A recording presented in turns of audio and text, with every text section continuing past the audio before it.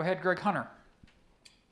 So Dante, like I'm sure all coaches, Jordan Leslie preaches playing hard every down, and you sort of expect that. But is that harder when you're actually on the field than those of us who aren't out there expect?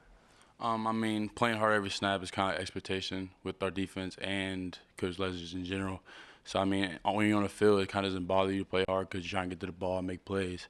So that has, it's just trying to get the ball is kind of the main idea, main focus. Next question's from Ryan Pritt. Go ahead, Ryan. Hey, Dante, after a nice performance out of your group last week, obviously, I'm sure the mood in the room after the game was pretty nice. What was kind of the conversation in there? How do you guys kind of make sure that kind of effort becomes the norm for you guys moving forward? Our coach, Coach Leslie, harps on just remaining focused and don't let a good game turn into a bad game. Meaning like our good game with Baylor, so don't let this upcoming game be a bad game for you guys. So he harps on that and makes sure that we're watching film and taking notes and being very focused on our technique. Next question is from Chuck Landon. Go ahead, Chuck. Dante, how competitive are you and Gary on and off the field? Very competitive. He's my older brother, so I try to do better, or just try and compete with him because right now he's playing at a really high level. So I got to try to match that, or like we don't really compete in a bad way. We compete in like trying to get each other better. So that's kind of like the main, So. Go ahead, Carly. Dante, what kind of challenges does a guy like Puka Williams present to your defense? You guys get up for this type of game in order to stop him? He's a very active player. He's quick. He's fast. We got a taste of that last 2 years. So, to come into this game, we got to remain focused and make sure he don't make explosive plays. Next, we'll go to Cody Nesper. Dante, last season we talked a lot about kind of a lack of depth on the defensive line where you guys had to play, a large portion of all the snaps. Is there better depth this season, do you feel? And does that, when you don't have to play like 70 snaps, how does that help you? It helps me by just not being out on the field for too long, just like getting breaks, stuff like that. But we do got depth, and I feel like everybody is contributing like our team very well, and I feel like we're gonna get better every day. So we just gotta get better every day. So. Go ahead, Greg.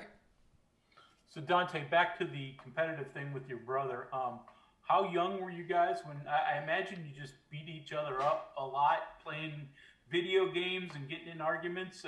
Was that common or was that not? What was your mom's attitude like trying to keep you guys in control? Definitely, it wasn't a lot of fighting, but definitely a lot of arguing. Like for sure, arguing was definitely a big thing through our whole lives. We kind of just argued through sports, through honestly just anything. It didn't have to do with sports. So this our competitive nature with each other is kind of just literally to get each other better and improve every day. So. Go ahead, Kevin. Dante, we've been talking with some of the defensive coaches about negative plays. For you, when you get in the backfield, what's your feeling? When you miss a tackle, versus the feeling when you make it. Do you talk to yourself about that? And is that one of the areas that you and the other defensive linemen talk about? Hey, how many times can we get back there and blow things up? Definitely. The main focus is for us to make plays, behind the line of scrimmage. So if we miss a tackle, of course we're gonna be hard on ourselves and get mad at ourselves. But we gotta move on to the next play. So, of course, if we make a play, we're all gonna be excited for each other and just really excited that we made that play. But we gotta keep doing that. So. Go ahead again, Greg. Does it feel like old times in practice going up against Zach Frazier again? And give me a reason why Fairmont is suddenly not just you guys, but you can go over to basketball with Jalen Bridges, right. Athletes that have come out with girls basketball as well. What's produced all this from Fairmont Senior? That like we're just very competitive, school and environment. Like for us, it's like we all trying to make scholarships. So honestly, us being here at West Virginia is like that's kind of where we want to play when we're younger. So all of us, doing the same thing we wanted to do our whole lives is it's a blessing because all of us from the same school doing the same thing we love in front of everybody we do love, friends, family. So it's a blessing for sure. Carly, back to you. It was kind of the same question, but yeah, what is it like having Zach at practice? And not only him, there's 5 of you now from Fairmont Senior. Right. You look around, you feel like old times. Yeah, it's definitely old time. It's definitely seeing especially from other schools like Bridgeport and all them. So we're all just really from the same area, just on the same field at the next level, just competing every day. So it's a great feeling seeing everybody's faces every day. So. Okay, Greg? You seem to thrive off of crowds a lot. Has it been difficult these first 2 home games not having crowds? And what do you think it's going to be like for the next one, obviously with people? And could you actually hear your mom from the stands?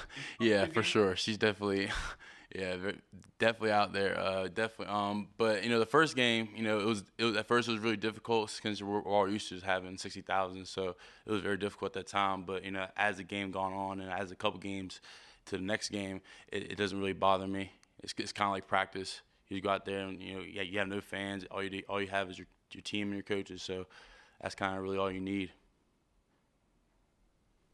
And Ryan, we'll go to you. But back to that Fairmont Senior thing, just real quick, man.